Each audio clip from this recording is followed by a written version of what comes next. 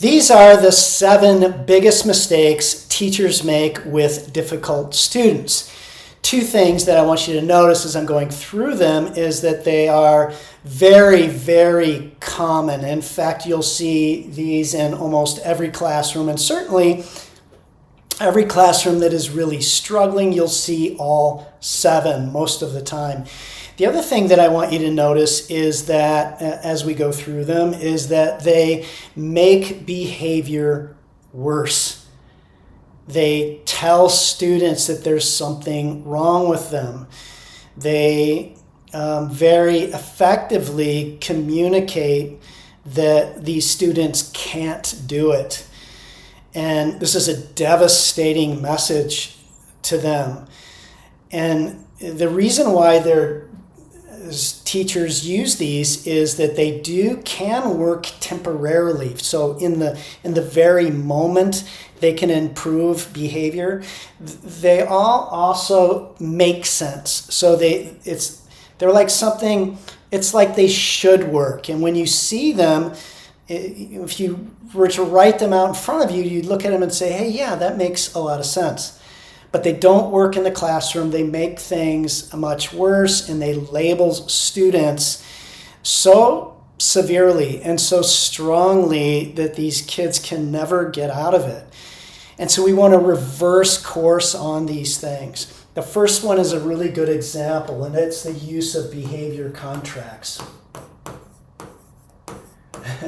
They're so bad because they officially tell a student that you're different than everyone else. You can't do this, and so we're going to treat you differently. And it's sad, honestly, to see students getting rewarded for things like pushing in their chair or not disrupting the class. To me, it's so condescending. And the other thing is that besides labeling these rewards, and besides being very short term, because they can work in the very moment, like momentarily, which is why they're recommended. But you also have to up the ante on them for them to continue working. And they're meant just to get the teacher through the day. Any strategy that is for the teacher and not best for the long-term academic, social, emotional development of the student, we should never, ever do. And we don't recommend anything like that at Smart Classroom Management. But behavior contracts do that. They also very effectively snuff out any intrinsic motivation that the student has left. And you take a difficult student who's maybe 5th grade, 6th, 7th, high school, they've had years and years of these things, and to remove these labels takes a long time. And a lot of these kids, they have zero intrinsic motivation to be there. So we want to restore that. We want to fix that. And a big part of that is getting rid of these. The next thing is empathy. Or I guess I could say toxic empathy, because empathy is good. Having profound empathy, caring so much for your students that you're willing to do what's best for them long term is awesome. And it is the antidote to all of this, is to look at the student from a long-term perspective and how we can change this student and help this student from the inside to get those intrinsic motivational engines to begin revving up again. This sort of empathy that is hurtful is the kind that lessens the blow, that lets students down easy, that runs over to the student while they're in timeout and excuses their behavior or justifies their behavior or tries to cheer the student up with this sort of thing. I had a teacher ask me in a staff development recently what I would do if there was a student sitting in timeout who thought they were in trouble. They are in trouble, and it's okay. We want them to sit with that. We want them to wrestle with that. We want them to think while they're sitting there, I don't want to be here. I want to be there. We want them to reflect on their misbehavior and how it affected others in the classroom, because that's how you defined it. They know that that's what it's doing because that's how you taught your classroom management plan. That's how you defined the rule that the student broke, that it interferes with the learning of others. We want to tap into that because that's what leads to real change. The next thing is pulling students aside to lecture them, to admonish them, berate them, scold them, question them, force assurances out of them, force apologies out of them. All this kind of thing is ineffective because, well, when you pull students aside, it's very awkward for the student. They're not sure how to handle it. This is even in high school. And it almost every time causes friction between you and them. So in other words, when you leave the conversation, they dislike you. Even if you leave on a fist bump and say, hey, yeah, whatever, and you give them a fist bump, most of the time they leave and you have less influence over them. And this is just how it works in the classroom with a room full of students. You have to, it's very important that you have a strong leadership presence and you lead students, you lead your class to good behavior through your classroom management plan and accountability. You don't have time to pull individual students aside. And again, when you admonish them, they want to fight back. And so you never want to do this. It makes them angry and they'll seethe in anger at you rather than reflecting on their misbehavior. The next thing that we never want to do is we never want to give mental breaks. So allowing students to get up and walk down the hallway or get up and wander the room in case when things get overwhelming for them. We're essentially, it's a self-fulfilling prophecy. We're telling them, you don't have the discipline and the mental toughness to sit in class and listen like the rest of us, so I'm going to let you get up and wander around. And this is really devastating to them. It's called the golem effect, if you want to look it up. It's when the teacher doesn't believe. So if you don't believe in someone, you don't believe that student can handle themselves, you allow them extra things like contracts, you give empathy and mental breaks and stuff, and it just gives them that, it just reinforces that label they have about themselves, the label they feel as if it's part of who they are, that they're not good enough. Their self-worth is about this high, and it's combined with intense anger and frustration. We want to reverse that. These things, everything here only adds to that and makes these students worse. Next thing is false praise. So this over-the-top enthusiasm, false praise with these students, telling them how excited you are, how wonderful they are because they didn't disrupt the class for a half hour, or how they push their chair in.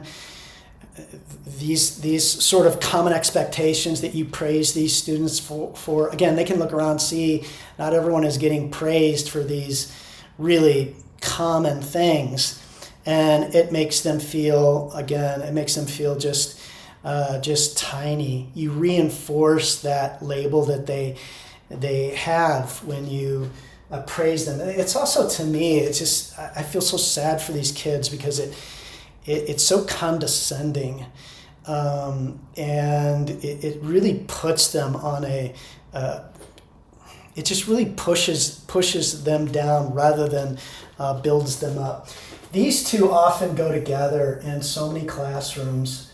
So the student is on this roller coaster ride of being overly praised and then glared at, lectured to.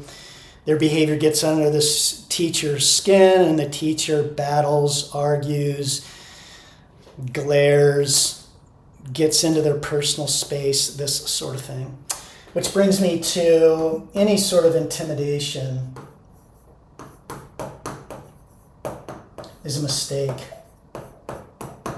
You know, glaring at students, walking into their personal space, and these lecture type things. Any sort of intimidation is going to destroy the very important relationship you have with that student. It's really important that they look up to you as a leader worth following and that they like and respect you. And they will if you get rid of all these things and you do what you say you're going to do and you hold them accountable for behaviors that you very, very clearly define for your class and that disrupt the rights of the rest of the class to learn and enjoy being part of your classroom. You combine that with great teaching. So these are some of these topics we're going to touch on in future videos, but that's really the magic. Finally is restorative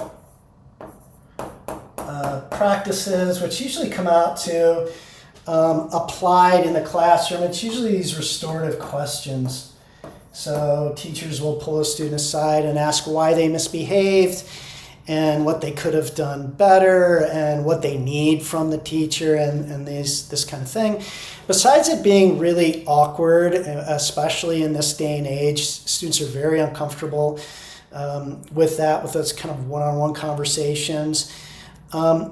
Besides that, what it does is that it sort of backs the student into a corner. And this is one of those that makes a lot of sense when you see it on paper at first glance. Like, yeah, that makes a lot of sense. I like that. But it causes students to justify for their misbehavior, which is the last thing we want. And we also don't want them to feel like they have to lie.